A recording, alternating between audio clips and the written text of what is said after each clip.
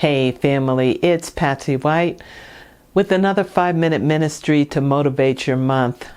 Tonight I felt led to share one of the most powerful moments I had with God, and you'll see how this relates to where we are in history. When I was 19 years old, I was probably at the darkest part of my life. I was depressed. I had PTSD.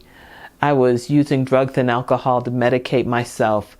I was doing behaviors that just really predicted that I would not live too long.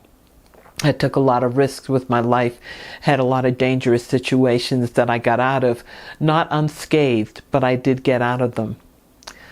At some point earlier in my life, and when I was in high school, I was introduced to a secular group that did workshops on listening.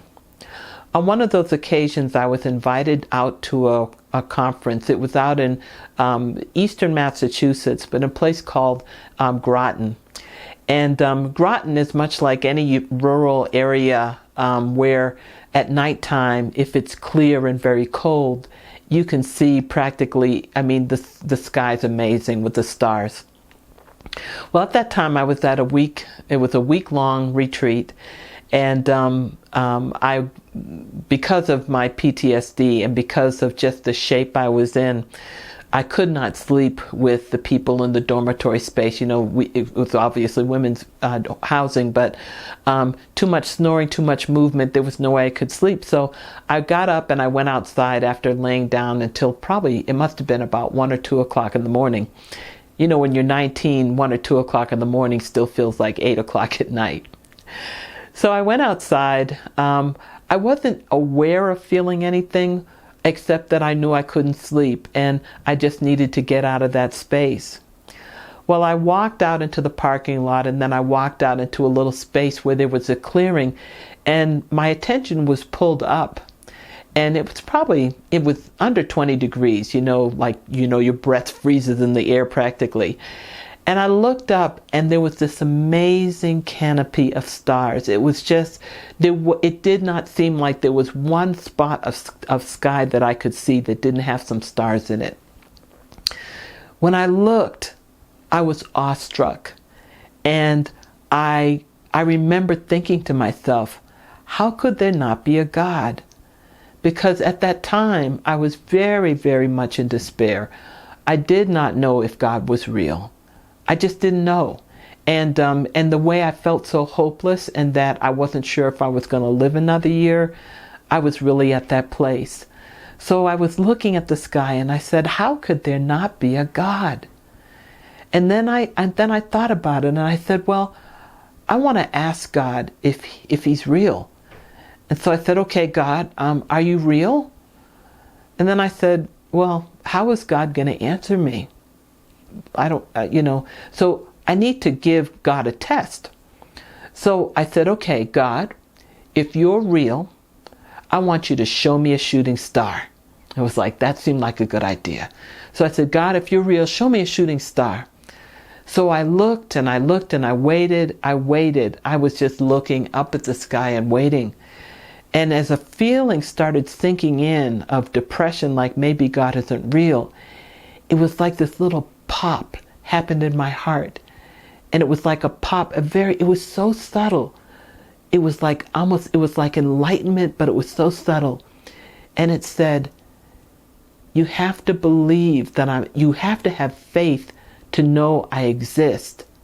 It was something like that. It was a sensation. It was a spiritual sensation. It was something like, yes, you have to have faith to know I exist.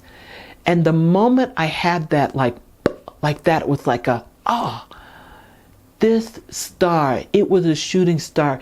It went clear from one side of the sky to the other. It is not a shooting star you see. Like, it doesn't go from one side of the sky to the other. And what happened was when I saw that, I dropped to my knees wailing. I was so happy. I was like, oh my God, that was all. Nothing mattered after that. All I needed to know was that God existed. And why I'm saying this right now is because there are places when we get to the point of despair where we're ready to give up, that we have a choice that we can make. At that point, my life was about to turn around.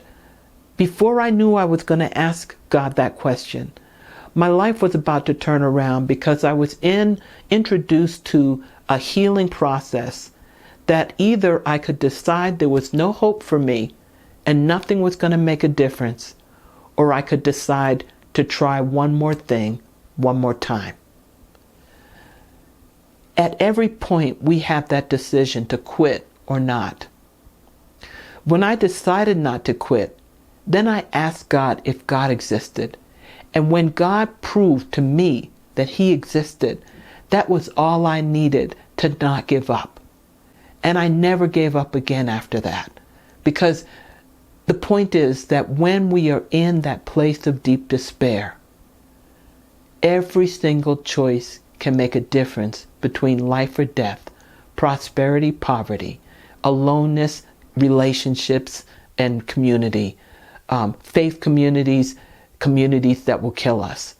We have a choice at every given point in time. So if you're at a very deep, dark, hopeless place, choose life. And God will meet you when you choose life. If you choose death, that's a path that's hopeless. And it's not going to help anyone. There's always hope if you choose life. Thanks so much for listening. I hope this encourages you. God bless you.